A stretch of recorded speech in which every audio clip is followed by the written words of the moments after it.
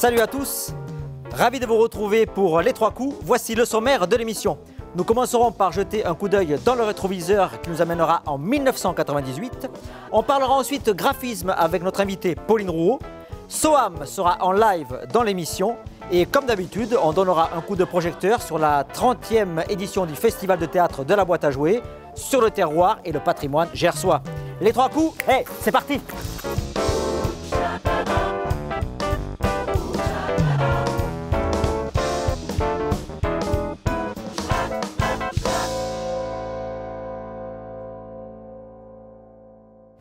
Et on démarre tout de suite avec un coup d'œil dans le rétroviseur. Pito, quel spectacle as-tu sorti de ta boîte à archives? Moulin à parole, 1998, tu avais 2 ans. Non, magnifique adaptation de Stéphane Dufaux, encore une fois, à partir des lettres de mon moulin de Alphonse Daudet. Oui, c'était le secret de Maître Cornille, avec un spectacle qui réunissait toutes les forces vives de l'association. Oui, comme d'habitude, les professionnels, les adultes amateurs et tous nos élèves de l'école d'art dramatique, puisqu'il y avait 35 participants, je crois, sur ce spectacle-là. Donc, magnifique moulin de moussaron, les gens assis sur des bottes de paille. On a mis des couvertures pour que ça soit plus confortable. Et comme nous étions en plein vent, les gens finissaient par mettre les couvertures sur les épaules, parce que même fin août, dès que le vent se levait, il faisait quand même très très froid là-haut. Et donc, c'est pour ce spectacle, il y avait une surprise à la fin pour le public? Oui, il y avait un feu d'artifice, parce qu'il y avait un mariage, donc on avait prévu un petit feu d'artifice, comme il peut y avoir dans un mariage. Et Cacou Boyer, qui a travaillé pendant des années avec nous sur chaque fois qu'on a eu des artifices, récupérait tous les pétards qui n'avaient pas pu péter à droite à gauche pendant tout l'été. Et donc pour la dernière, fin août, on a vu un feu d'artifice qui était encore plus important que celui de Condom au 14 juillet. Donc voilà, ça avait été quand même un bel été très drôle. Et puis les gens aux alentours, vu que le moulin de Moussaron était très haut, tous les gens le voyaient, ils en profitaient. Voilà, ils attendaient ça tous les soirs. Merci beaucoup Pito. Avec plaisir. Dans quelques instants, nous allons accueillir notre invitée, Pauline Rouault. Le temps qu'elle arrive, nous partons sur les routes à la découverte du terroir gersois. Bonjour, je suis Aurélien. Je suis arrivé au mois de mars dans le Gers. J'ai rencontré lors d'un dîner chez des amis un vigneron qui m'a transmis une passion et un amour pour les vignes, pour les produits du terroir. J'ai tout arrêté, j'ai tout plaqué. Ça nous a fait créer un site internet qui est bastionvin.com où on peut trouver une vraie expérience directe. C'est pas venir sur un site pour acheter une bouteille de vin, ça on veut pas. Nous avons décidé de créer un avatar. Donc l'avatar, c'est Aurel le vigneron, pour qu'il vous amène des conseils, des recettes de cocktails. Et donc voilà, on est vraiment dans une dynamique de transmettre toutes les connaissances du vigneron directement à notre communauté, parce que pour nous, c'est même pas des clients, c'est une communauté. Et pour nous, elle est là l'importance. Je vous attends, ou plutôt Aurel le vigneron vous attend à partir du mois de septembre sur le site bastionvin.com pour découvrir tout ce que je vous ai expliqué. Et en attendant, bon été et merci et à très bientôt.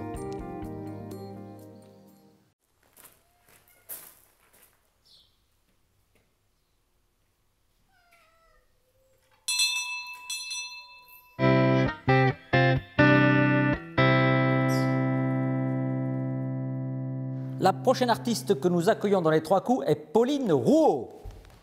Bonjour Pauline, si tu veux bien t'installer s'il te plaît, sois la bienvenue. Salut. Alors Pauline, Oui. Qui es-tu? Quel est ton domaine artistique? Eh bien, je suis Pauline Rouault, j'ai 25 ans, je suis une fille du pays parce que je viens de Condom et je suis graphiste et illustratrice freelance. D'accord, et donc ton métier consiste à quoi? Travailler que sur les ordinateurs? Ouais, pratiquement. Alors c'est ordinateur, tablette, voilà. Les réseaux sociaux aussi, c'est des outils, hein, je les utilise beaucoup. Voilà, donc en fait, je crée de la communication visuelle, alors que ce soit sur des médias imprimés ou alors pour du web. Et je suis spécialisée aussi dans l'illustration. Donc moi, mon truc, c'est l'illustration jeunesse, la BD, la bande dessinée.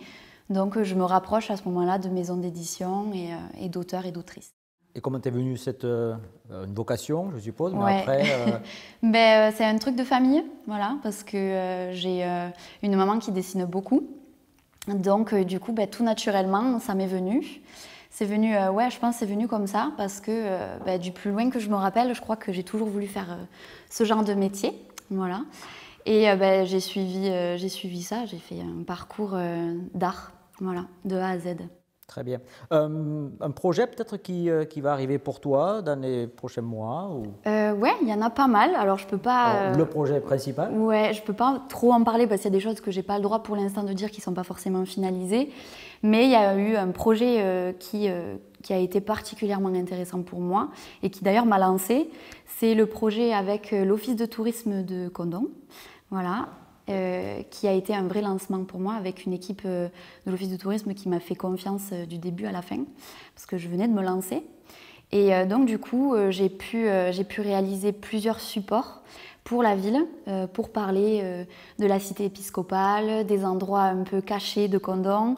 Donc on s'est bien amusé parce que même à la statue des mousquetaires sur la place, Saint-Pierre, oui, on a pu mettre en place un petit jeu de cubes qui sort un peu de l'ordinaire et elles m'ont dit vas-y lâche-toi, amuse-toi, fais quelque chose de sympa. Une signalétique ludique. Voilà, c'est ça, c'est ludique, c'est un parcours ludique, voilà.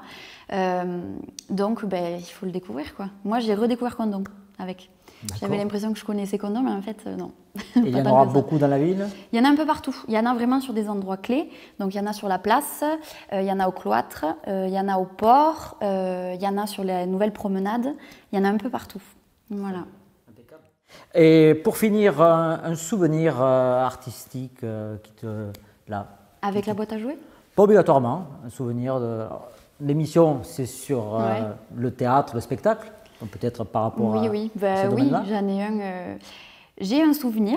Alors c'est pendant les répétitions de la boîte à jouer. En fait, vous aviez il y a quelques temps, des locaux qui étaient juste derrière chez mes grands-parents. Et c'était un endroit qui me semblait un peu magique et qui me faisait peur aussi à la fois. Parce que à l'intérieur, il y avait vraiment un univers. Des gens costumés, tout ça. C'est ça. Il y avait un univers un peu théâtral. Hein. Il y avait les décors, il y avait les costumes. Vous y étiez aussi. Et j'ai le souvenir d'être parfois venue fouiner et me faire peur et voilà, m'émerveiller. C'était chouette. Bon, tant mieux. Voilà. Ça t'a pas trop effrayé. Non, ça va. Merci beaucoup, Pauline. Avec plaisir. On retrouve maintenant Clotilde pour le live des 3 coups. Clotilde, est-ce que tu m'entends aujourd'hui? Oui, Stéphane, je t'entends. Alors dis-moi, qu'est-ce qu'on écoute?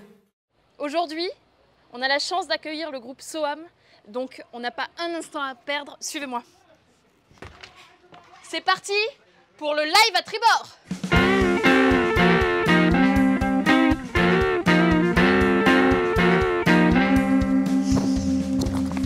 Bonjour. Bonjour. Bonjour Clotilde. C'est un vrai plaisir de vous accueillir sur ce bateau. C'est gentil. Le groupe Soham. Peut-être une petite présentation du groupe, très rapidement. Duo, nous nous sommes rencontrés fin 92, donc vous voyez, ça commence à... Et c'était parce qu'à l'époque, j'avais un studio d'enregistrement à Agen, et puis je cherchais pour un monsieur qui faisait un enregistrement, quelqu'un qui allait faire un chorus de voix. Donc j'avais vu Daïla dans un concours de chant à l'époque, et j'ai réussi à la retrouver, et puis elle est venue faire au studio un chorus de voix sur un morceau très Brésil.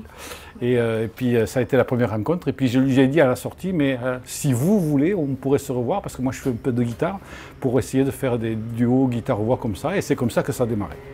D'accord, une jolie rencontre au final. Ah oui, oui. Oui. Enfin, j'espère. Oui. En quelques mots, comment vous pourriez décrire votre groupe C'est un univers acoustique déjà, on peut dire, et poétique, convivial, amical, émotionnel. De textes français, oui. D'auteurs. In French. Ce ne sont généralement pas des reprises, ce sont des compositions. Ce sont que des compositions. Voilà. D'accord. Et d'ailleurs, en parlant de ça, il me semble que vous êtes actuellement sur un petit projet. Oui, il y a une projection de nouvel album à venir, donc on est en création. D'accord. Voilà, pour un album qui sera le 4e. Le 4e. Voilà. Oui. D'accord. Donc déjà 4, c'est pas mal. Oui, bon, après, voilà, c'est le Sud aussi, on travaille lentement aussi, nous. C'est déjà 4, mais bon, ouais. Tranquille, on est tranquille. Une dernière petite question, qui peut-être est la plus importante. Qu'est-ce que vous allez nous chanter aujourd'hui? C'est une balade. On est sur le fil de l'eau, donc on se balade, et ça s'appelle Tournemino. D'accord. Et ça raconte quoi? C'est l'histoire du temps qui passe.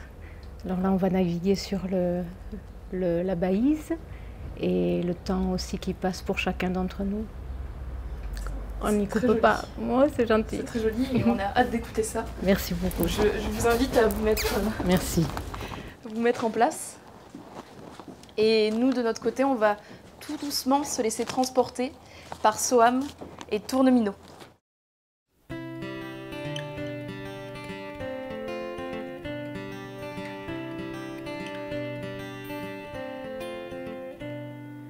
De la fenêtre du bureau, je regardais ma vieille halle, un petit gamin au teint pâle avec un fameux coup de pédale, effacé sans le savoir avec les gommes de son vélo, tous les petits bouts d'histoire qu'avaient gravés d'autres minots.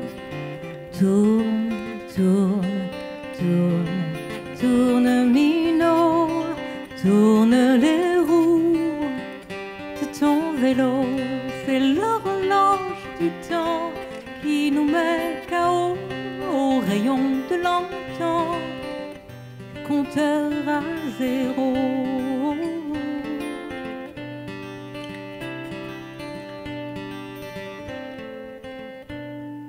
De la fenêtre du bureau, quand s'anime ma vieille halle, aux accents des camelots roulent les enfants de la balle. Ça ressemble à un jour de fête photographié par Monsieur Doineau, instantané pour les mirettes, Monsieur Prévert au scénario. Tourne, tourne, tourne, tourne minot, tourne les roues de ton vélo, c'est l'horloge du temps qui nous met KO au rayon de l'antan, le compteur à zéro.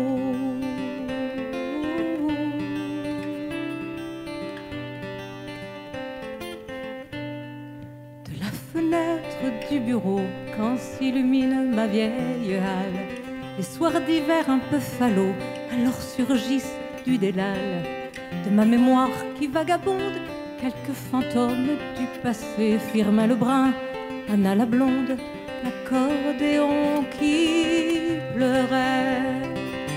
Tourne, tourne, tourne, tourne minot, tourne les roues de ton vélo, c'est l'horloge du temps qui nous met KO au rayon de l'antan, le compteur à zéro.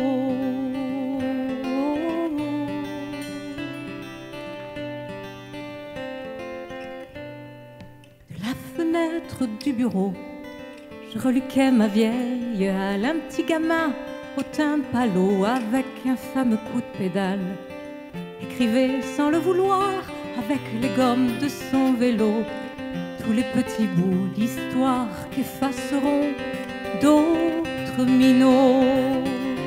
Tourne, tourne, tourne, tourne minot, tourne les roues de ton vélo, c'est l'horloge du temps qui nous met KO au rayon de l'antan, le compteur à zéro. Oh, tourne, tourne, tourne, tourne minot, tourne les roues de ton vélo, c'est l'horloge du temps qui nous met KO au rayon de l'antan, le compteur à zéro.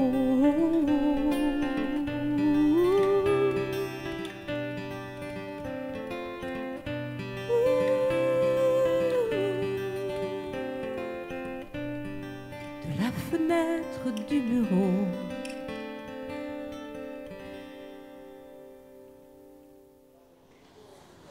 Merci beaucoup. Merci pour cette capsule de bonheur et de tendresse. Ça fait du bien. Merci, vraiment. C'était Soham À toi, Stéphane. Merci beaucoup Clotilde. Sans transition, je vous propose maintenant de faire une petite balade dans le Gers. C'est parti. Bonjour, je suis Silas du domaine Les Remparts et je vous amène à la découverte du verger. On est sur la commune de Gazopouille. On a 10 hectares de pruniers qui permettent les pruneaux d'Agen.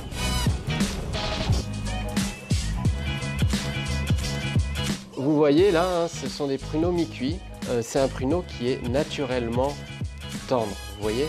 Et à l'intérieur, on retrouve la chair cuite, mais pas trop, hein, pour avoir ce côté charnu qui donne un fruit sec qui est très riche en fibres, très bon pour la santé.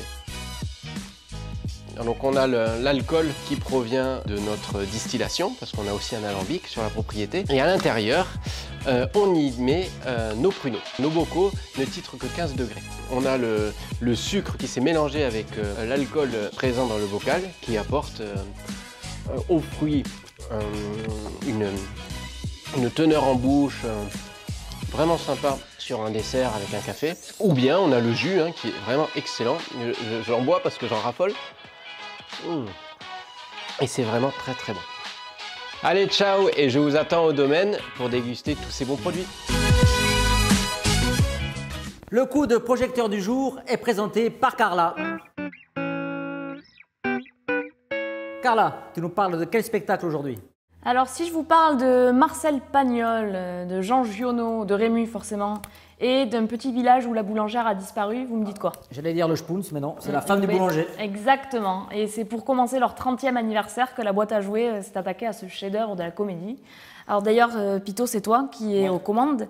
Tu te charges de la mise en scène, tu joues le boulanger dans une adaptation qui, tout en gardant l'essence de Pagnol, la langue, l'humour de Pagnol, dépoussière quand même sacrément l'original. Oui, mais comment on fait pour dépoussiérer un chef-d'œuvre comme celui-là? Déjà avec une adaptation resserrée, une unité de lieu, ici la place du village, qui évite tous les changements de décor qui sont très très nombreux dans le texte original. Là, on mise vraiment sur le dynamisme des comédiens qui jouent tous, à l'exception du boulanger, deux rôles. On a une lumière qui vient sublimer le décor, qui rappelle d'ailleurs le décor de Pagnol, mais qui est quand même plus déconstruit, plus naïf. C'est Gilles Brasseur qui s'est chargé de peindre cette belle place du village. Et on a tous les codes de Pagnol, mais on se dit qu'ils ont quand même pris un sacré coup de jeune. Voilà, et là tu nous as mis l'eau à la bouche, ouais. Et malheureusement ce spectacle, on ne le verra pas cet été. C'est un petit peu l'idée. Alors il a cartonné début février au Théâtre des Carmes, affiché complet 2 soirs de suite. Et puis bon, la crise sanitaire, toutes les autres dates ont été annulées. Donc là, il faudra attendre automne pour le découvrir. Mais pas de panique, la compagnie travaille déjà à trouver de nouvelles dates.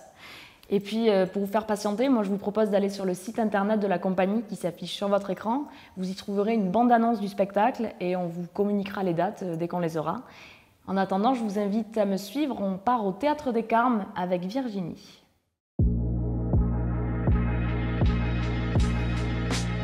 Bonjour Virginie, alors nous nous retrouvons aujourd'hui à Condom. Est-ce que vous pouvez nous dire où exactement? Plus précisément, nous sommes quartier de la Bouquerie, donc rive gauche, tout à proximité de la rivière Baïse, et nous sommes juste à côté du Théâtre des Carmes. D'accord, donc il me semble que ça n'a pas toujours été un théâtre. Théâtre des Carmes, en fait, ça renvoie au fait que ce bâtiment était autrefois un couvent occupé par les Carmes. Donc le théâtre, pour partie, est dans l'ancienne église des Carmes, donc cette communauté religieuse. Ensuite, donc, cette église a été reconstruite en 1770 suite à une grosse crue de la Baïse. Après la Révolution française, le bâtiment a été vendu en tant que bien national. C'est devenu un magasin de vivres et ensuite une auberge. Et en 1902, enfin, nous arrivons à l'époque du théâtre. Est-ce qu'il y a un élément en particulier sur la façade du théâtre? Oui, donc dans le prolongement de la rue de la République, en effet, nous avons cette très belle façade, donc 18e.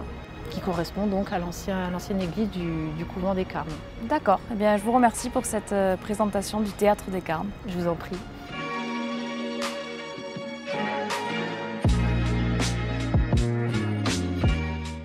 Merci beaucoup Carla. Pour terminer l'émission, nous accueillons Victor qui sillonne les routes du Gers à la recherche de son invité mystère. Alors, qui c'est aujourd'hui, chez qui tu as posé tes caméras? Qui sait, vous allez le découvrir dans la vidéo. Par contre, les caméras ont été posées pour l'occasion à l'abbaye de Flaran. Ce que je peux vous dire, c'était une belle rencontre.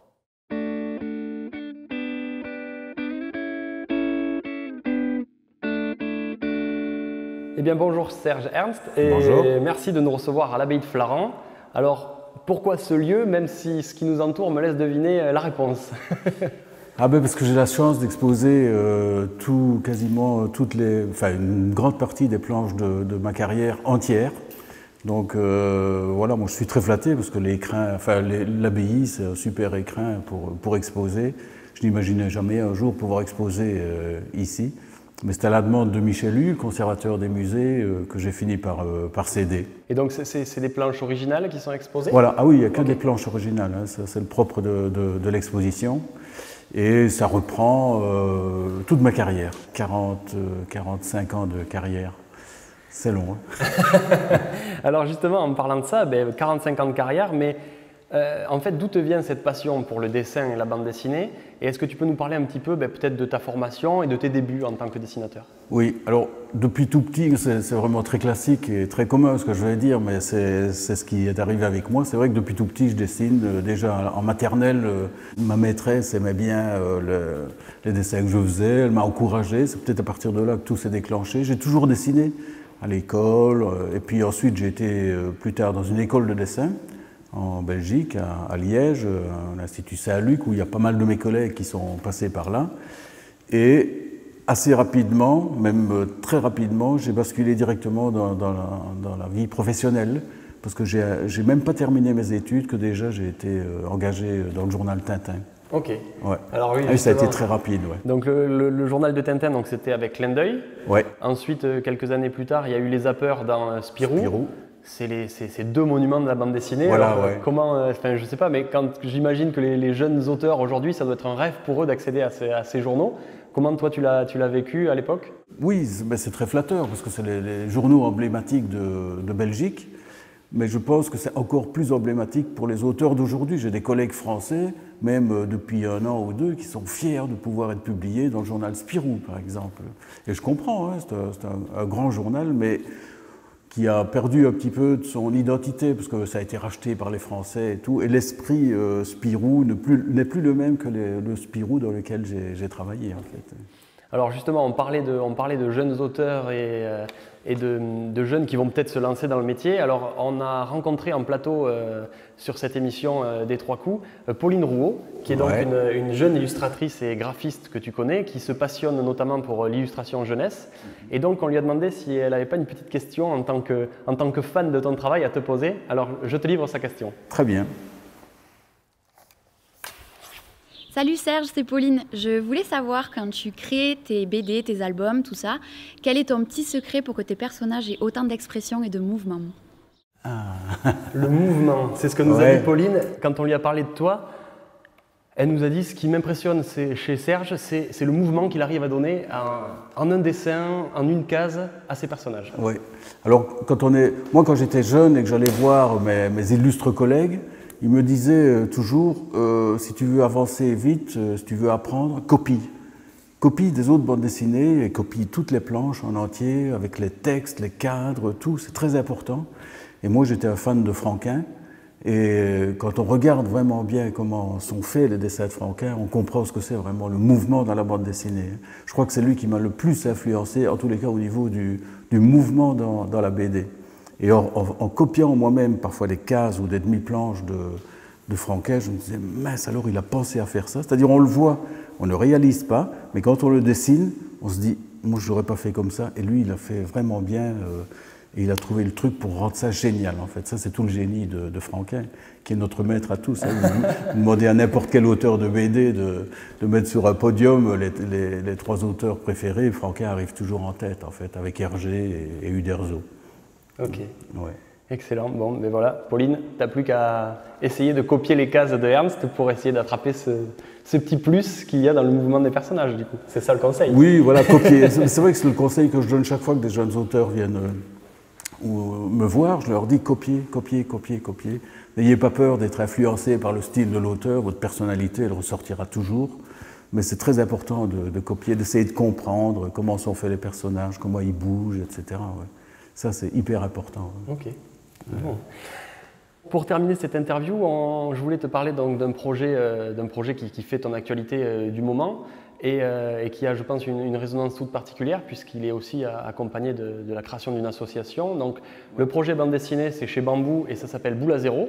Et l'association, c'est 2000 BD. Voilà. Est-ce que tu peux nous en parler un petit peu, et de l'un et de l'autre? Voilà. Alors, Boule à zéro, en fait, quand mes contrats sont terminés chez mes éditeurs précédents, j'ai téléphoné à Zidrou, le scénariste Zidrou de L'élève du Cobu, etc., s'il n'avait pas une série à me proposer. Alors il m'a dit, si, j'en ai une dans mes tiroirs, ça fait 15 ans que je l'ai, personne ne veut la faire.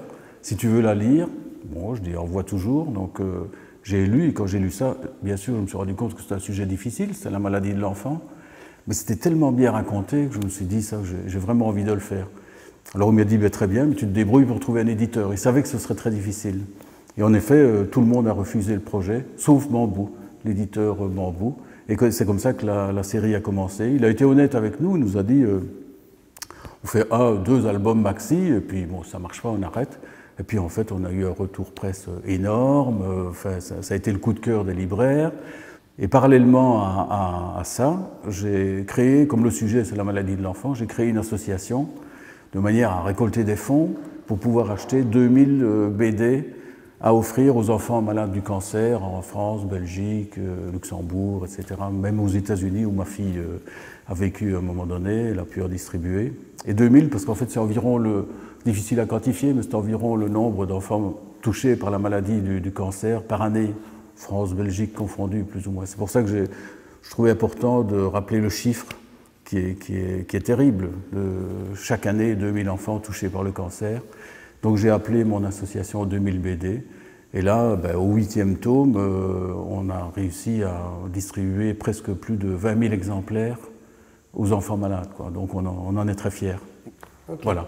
Bon, merci beaucoup de nous avoir accordé cette interview. C'est moi qui vous remercie. À très vite pour de nouveaux projets. Avec plaisir. Merci, au revoir. Au revoir. Merci beaucoup Victor. Voilà, notre émission Les Trois Coups est terminée. Merci Pito. Merci Carla, merci Victor, merci Clotilde, merci à tous les partenaires qui croient en cette émission, qui ont permis qu'elle se réalise. Maintenant, vous pouvez éteindre tous vos écrans et puis aller au spectacle. Ciao, ciao, ciao. Ciao, ciao. Ciao, ciao, ciao, ciao, ciao, ciao, ciao.